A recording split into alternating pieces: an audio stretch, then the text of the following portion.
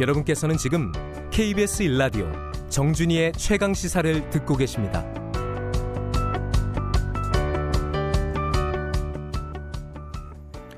자, 사법농단 이슈 지금 계속 문제가 되고 있는 그런 사안인데요. 박근혜 정부와 양승태 대법원장 사이에 재판 거래 의혹에 이제 집중이 되어 있었는데 이명박 정부 시절에도 사법부와 재판에 개입한 그런 정황이 이제 발견되고 있어요. 이 전 대통령에 대한 21차 공판에서 경찰이 일부 기록물을 공개하고 있고 이 내용이 따라서 이제 상당히 많은 의혹이 제기되고 있는 상황인데 과연 어떤 문서들이 문제시되고 있는지 자세히 살펴보도록 하겠습니다. 이에 관련해서 이정열 변호사님 연결했습니다. 안녕하세요. 네, 안녕하십니까. 자, 일단 그 혐의의 내용부터 좀 살펴봐야 될 것 같은데요. 이게 이명박 전 대통령 재판 과정에서 공개된 이제 기록물 관련 혐의잖아요. 구체적으로 네네, 어떤 혐의죠? 네. 대통령 기록물 관리에 관한 법률이라는 법이 있습니다. 예, 이 법이 뭐냐면은 대통령 기록물을 누구든지 이제 무단으로 뭐 파기하거나 손상하거나 은닉하거나 맡은데 지금 이명박 전 대통령이 받고 있는 혐의는 이 대통령 기록물을 유출했다는 혐의를 그죠. 그 공공기관 외부로 유출했다는 혐의를 받고 있고요. 이것이 유죄가 인정이 된다면 그 법 30조 2항에 따라서 7년 이하의 징역 또는 2천만 원 이하의 벌금에 처해질 수 있습니다. 예, 이게 예전에 이제 노무현 전 대통령 시절에도 사실 이 문제가 살짝 나왔었던 거로 기억하는데요. 이 상황이 네네. 좀 비슷한 거예요. 나중에 또 말씀을 드리겠습니다만은 그 노무현 전 대통령님 그 문제가 불거진 이후에 이 대통령 기록물 관리에 관한 법률이 개정이 돼서요. 전직 대통령에 한해서는 이 대통령 기록물을 열람할 수 있는 조항이 신설이 됩니다. 열람 조항. 예, 그렇군요. 네. 예. 자, 그러면 이게 아마 예전에 제 기억에도 이 전 대통령의 영포 빌딩 이 지하 비밀 창고에서 입수된 것으로 알고 있는데 네네. 이 기록물은 누가 작성한 건가요? 지금 나오는 그 이야기에 의하면 국가정보원에서 작성을 해서요. 이것을 대통령에게 보고를 한 것으로 그렇게 나와 있고요. 예. 그래서 조금 전에 말씀드렸던 이 대통령 기록물법에 의하면은 이 대통령의 직무수행과 관련해서 대통령이 접수한 문건 이것도 대통령 기록물에 해당한다 이렇게 그 정의를 하고 있거든요. 그래서 대통령 기록물에 해당하는 겁니다. 국가정보원이 작성한 겁니다. 그렇죠. 일단 그 기록물의 반출이 이제 비밀 지하 창고에서 입수됐고 그게 국가정보원이 작성한 내용으로 대통령 보고용으로 만들어졌고 네네. 그게 일단 접수가 됐기 때문에 이제 기록물로 간주가 된 이제 그런 상태겠네요. 네, 그렇습니다. 자, 그러면 이제 기록물 내용이 이제 사실 좀 문제가 되는 것 같은데 일단 네네. 주요 국정정보라는 제목의 문건이 있습니다. 이게 어떤 내용인가요? 제목으로 봐서는 국가정보원에서 입수한 여러 가지 이제 정보들을 가지고 대통령에게 보고를 하는데 이제 국정의 현안 관련해서 나왔던 수집한 정보들을 보고한 문건인 걸로 보입니다. 제목으로 봐서는. 예, 수집한. 근데 이제 지금 오늘 이제 말씀 드리려고 하는 주제 자체가 사법농단 관련이지 그렇죠. 않습니까? 예. 근데 그 문건에 보면은 이제 어떤 내용이 있냐면은 법원 행정처장을 통해서 좌편향 세력들의 법원 수뇌부 흔들기 행태에 대한 우려를 전하고 적극 대응을 주문한다. 이런 내용이 있습니다. 그러니까 이제 그것을 주요 국정 현안으로 본 거죠. 국가정보원에서. 그러니까 주요 국정 현안에 이 좌파적 성향을 가지고 있는 그런 어떤 법원 판사라든가 이런 부분에 대한 어떤 언급 같은 것들이 아마 있었던 것 같네요. 네네. 자, 그러면 이제 이게 다른 문건인지 모르겠는데 법원 내 좌편향 실태 및 조치 고려 방안 뭐 이런 식의 내용으로 돼 있는 것도 있는 것 같은데요. 네, 그렇습니다. 참 진짜 제목도 참 제목도요. 예, 그렇습니다. 그런 문건이 있습니다. 네. 자, 그럼 이게 이제 이명박 전 대통령 당시 기록물이고 제가 알기로는 이정열 변호사께서도 이제 판사 재임 당시셨잖아요. 네네, 그렇습니다. 예, 저 변호사님도 이 좌파 판사에 해당하는 거였습니까?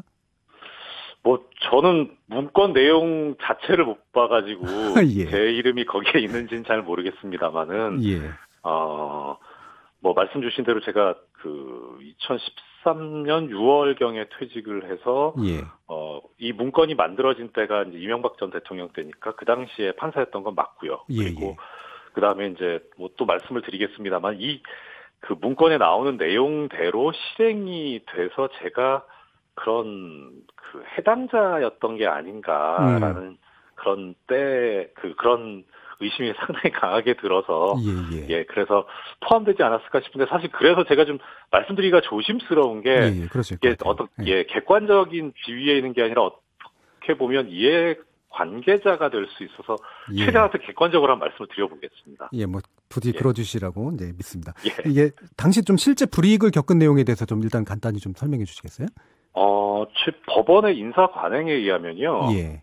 뭐 이게 참 말씀드리기 좀 어떻게 보면 좀 치사할 수 있는 얘기긴 한데 예. 인사 관행에 의하면은 일단 수도권에서 근무를 하다가 이제 그 단독 판사로 근무를 하다가 지방법원 부장 판사로 일종의 승진을 하게 되면 이제 그 충청 경상 전라 쪽, 그러니까 비수도권 지역으로 이제 그 부임지가 옮겨가게 되거든요.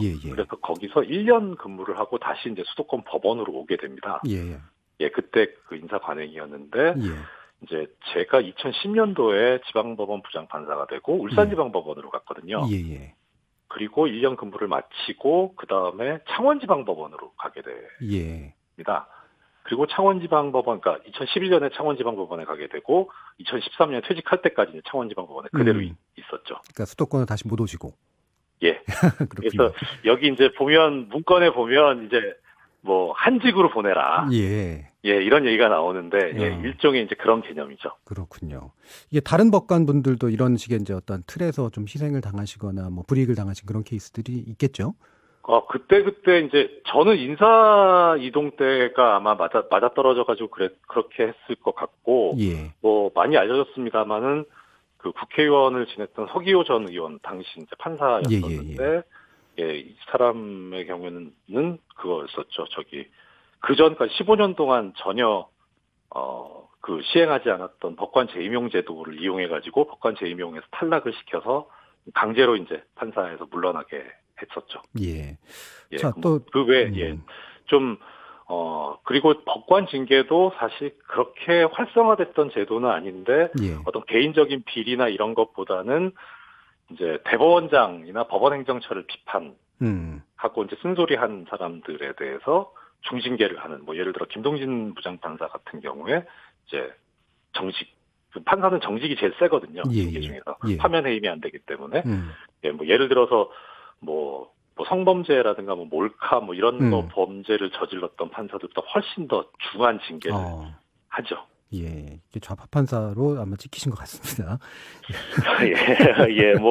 그것도 그 당시에 사실 그 소위 말하는 보수 언론에서 그렇게 낙인을 찍기도 했고, 뭐 송구스러운 말씀입니다만 KBS도 거기서 자유롭진 않은데, 근데 뭐 억울하긴 하지만 뭐 그 당시 분위기는 그랬었습니다. 이게 뭔가 이제 위에 저항하는 게 좌파인 프레임인 것 같아요. 보니까. 네, 그때는 그러니까 뭐 어떤 그 불편한, 그러니까 듣기 싫은 이야기를 하는 그런 것을 그렇게 규정했던 걸로 그렇게 생각하고 있습니다. 좀 또 이제 다른 문건을 보면 이제 특정 재판에 대해서 사법부를 압박하는 정황도 나오고 있는데, 이를테면 이제 공판을 속행해야 된다라는 그런 압박이라든가, 그 내용은 어떤 거죠? 당시에 이제 미디어법에 관련해서 파업이 이제 방송사에서 이루어지고 있었는데요. 그게 이제 그 파업 관련해서 그 파업의 정당성에 관한 부분이 이제 쟁점이 됐거든요. 그리고 또 하나 문제는 뭐였냐면은 이 언론 자유, 그러니까 그 파업의 정당성 관련해서 언론 자유를 그 목적으로 해서 언론 자유 수호를 목적으로 해서 파업을 하는 게 정당한 파업이냐 아니냐.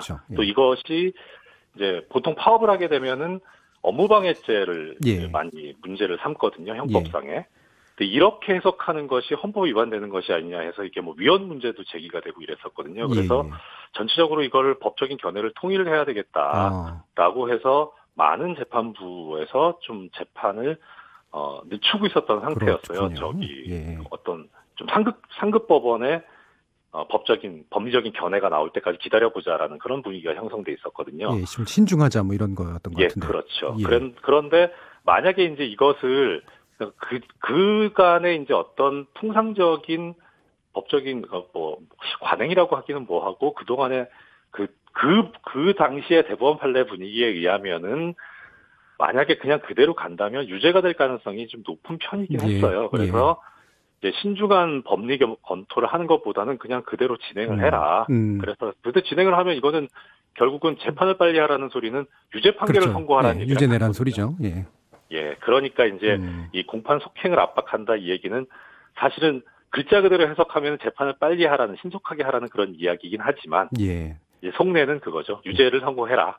이 얘기인 거죠. 그래서 이게 재판 개입이 되는 거죠. 예, 알겠습니다. 자, 그러면 이제 기록물 자체에 대한 좀 쟁점 몇 가지 좀 알아봐야 될 것 같은데요. 이 문건 작성자가 이제 사법부 직속의 법원행정처는 아니고 다른 문건들 우리 살펴봤던 건 다르고 예. 국가정보원 말씀처럼인데 이 어떻게 보면 뭐 이제 정보를 수집해서 재원하고 이제 보고한 수준인데 이게 실제 개입 증거로 연결되는 건 아무래도 좀 조심해서 바라봐야 될 것 같긴 한데요. 그렇죠. 직접적인 증거라고 보기는 좀 그런데 이제 두 가지 측면에서 바라볼 수 있을 것 같습니다. 하나는 그러면 이 그 문건에 나와 있는 대로 과연 실행에 옮겨졌느냐. 그렇죠. 예, 그게 이제 중요한 문제, 하나의 문제가 될 거고, 그다음 또 하나는 그렇게 실행에 옮겨졌다면은 도대체 이게 어떠한 경로를 거쳐서 뭐 지시라고 하기는 뭐하겠습니다만 그 전달이 되어서 실행에 옮겨진 것이냐 하는 경로가 또 문제가 될 것 같아요. 제 생각에는. 근데 이제 실행에 옮겨진 거는 아까 제가 잠깐 말씀드렸습니다만 저의 예를 보더라도 실행에 옮겨진 건 맞는 것 같고, 예, 근데 그 다음에 이제 어떠한 경로냐가 문제인데 사실 국가정보원에서 대통령에게 보고를 하고 나서 대통령이 과연 지시를 했겠느냐라는 문제가 하나 제기가 될 수도 있고요. 다시 역으로 국가정보원에 이야기를 해서 국가정보원에서 그럼 그 실행을 해라 이렇게 했을 수도 있고. 근데 이든 저든 간에 중요한 것은 어떻든 법원이 거기에 따랐다는 거죠. 그건 맞죠. 예, 그게 이제 문제인 거죠. 예, 그래서 최근에 지금 아까 그 서두에서 앵커께서도 지적을 해주셨는데 교수님께서도 그 최근에 박근혜 전 대통령 시절에 사법농단 관련해서 이야기가 최근에 불거진 게 그 김기춘 비서실장 주도로 그랬죠. 회의를 따로 했다는 거잖아요. 예, 그런데 그게 좀 특이한 점은 뭐냐면 그 전까지 나왔던 이야기는 대법원에서 양승태 전 대법원장이 상고법원을 추진하려고 여러 가지 압박과 로비를 전개했다. 그리고 뭐 국회의원이나 청와대, 뭐 정부와 딜을 하려고 했다라는 그렇죠. 사법부의 필요성에 의해서 움직였다는 거였잖아요. 그렇죠. 근데 그 김기춘 전 비서실장의 행동은 사법부의 필요성에 의해서 움직인 게 아니라 정부의 필요성에 의해서 움직였었던 거거든요. 그렇죠. 그러면은 이것은 어떤 그때그때 현안이 있을 때 그렇게 움직였다는 게 아니라 아예 어떤 일종의 뭐 아예 그 정례적인 모임까지라고는 못해도 수시로 소통할 수 있는 창구가 있었던 것이 아니냐. 그러면은 그런 창구가 개설이 되고 그렇게 움직여온 것이 과연 박근혜 전 대통령 때 처음 실행이 됐겠는가. 그때만의 문제겠냐. 오히려 이런 그 이명박 전 대통령, 이명박 그 정부 때부터 이런 것들이 축적이 돼 오면서 너무도 자연스럽게 그렇게 움직였던 것 아니냐라고 하는 추론이 저는 가능할 것 같거든요. 이게 참 그림이. 그러니까 이것이 오히려 어떤 법원 쪽에서 요청을 했다기보다 정부에서 행정부 쪽에서 법원을 농단하려고 좌지우지하려고 했던 그런 단초의 하나다. 그렇죠. 그런 측면에서 이게 상당히 중요하고 의미 있는 문건이고 또 그런 증거가 아닐까 싶습니다. 그렇습니다. 이 행정부의 문제까지 나오고 있기 때문에 상당히 그림이 커지고 있는 것 같아요. 네, 그렇습니다. 자, 이 검찰이 기록물을 공개하니까 또 이번엔 변호인 측이 이제 이게 비공개다, 이 비공개 지정 기록물이다 이렇게 주장하고 있는데 어떻게 보십니까? 저 같은 변호사 입장에서 드릴 말씀은 아닙니다만 법을 알고 하는 얘기인지 좀 의심스러운. 네, 이게 무슨 말씀이냐면요. 대통령 기록물법 아까 말씀드렸던 그렇죠. 거기 16조 1항에 보면 뭐라고 되어 있냐면 대통령 기록물은 공개함을 원칙으로 그렇죠. 한다 이렇게 되어 있습니다. 공개가 원칙입니다 원래. 맞습니다. 다만 예외적으로 비공개 기록물이거나 진짜 아예 그러니까 이게 뭐 어떤 국가안전보장이라든가 뭐 사생활 보호를 위해서 아예 비공개하기로 처음부터 기관이 결정을 했거나 아니면 대통령이 이거는 공개하지 않는 게 좋겠다라고 지정을 했거나 하는 이런 선행 조치가 있었을 때만 일정한 기간 동안 공개를 못하게 돼 있는 건데 이거는 그냥 단지 대통령 저 기록물이라 그래가지고 저 비공개를 해야 된다라고 한다는 건 그 아까 말씀드렸던 공개 원칙에 어긋나는 거죠. 그렇죠. 법을 모르고 하시진 않았을 텐데 법과 다른 이야기를 하셔서 좀 의아스럽더라고요. 자, 이게 그럼 대통령 기록물의 유출에 관련된 혐의에서 이 문건 내용으로 옮겨가면서 이제 그림이 되게 커지고 이제 파장도 커지고 있는 이제 그런 상태인데 그러면 이제 이게 별개의 어떤 검찰 수사나 이런 진행 가능성 같은 게 있나요? 지금 사실 문제는 가장 큰 걸림돌은 공소시효입니다. 공소시효. 이게 뭐가 되더라도 범죄 혐의가 되더라도 일단은 상정할 수 있는 게 직권남용죄가 일단 떠오르긴 하는데요. 예. 이 직권남용죄가 공소시효가 5년이거든요. 지난 그래서 거죠, 그럼? 지나버려서 예. 그래서 뭐 역사에 맡긴다라고 하긴 좀 무책임한 얘기긴 합니다만은 그러니까 수사라고 하는 거는 처벌을 전제로 해서 벌어지는 거기 때문에 그렇죠. 처벌이 불가능한 이상 수사로 해결할 수 있는 문제는 아니지 않을까 싶어서 과연 이게 진실이 어떻게 밝혀질 것인가라는 게 좀 걱정스럽긴 합니다. 예. 그럼 뭔가 좀 더 진실이나 실체에 더 가까이 갈 수 있는 어떤 다른 방안 같은 건 없을까요? 글쎄요. 사실 중요한 거는 제일 좋은 거는 그 문건을 작성하고 실행하는데 가담했던 사람들의 양심선언인데 예. 그런 양심선언을 할 정도의 양심이 있는 사람들이면 이런 짓을 안 저질렀을 테니까 참 난망하지 않을까 싶네요. 예. 이게 참 공소시효 문제에 걸려 있고 그래서 구체적인 수사를 통해서 먼저 밝혀져야 마땅하나 이제 그러니까 상당히 힘든 상황이기 때문에 양심선언 이런 것들까지 기대할 수 있을지 잘 모르겠네요. 네. 예, 알겠습니다. 이 상당히 좀 중요해지고 있는 이 문제에 대해서 지금까지 이정렬 변호사와 말씀 나눠봤습니다. 감사합니다. 네, 고맙습니다. 예.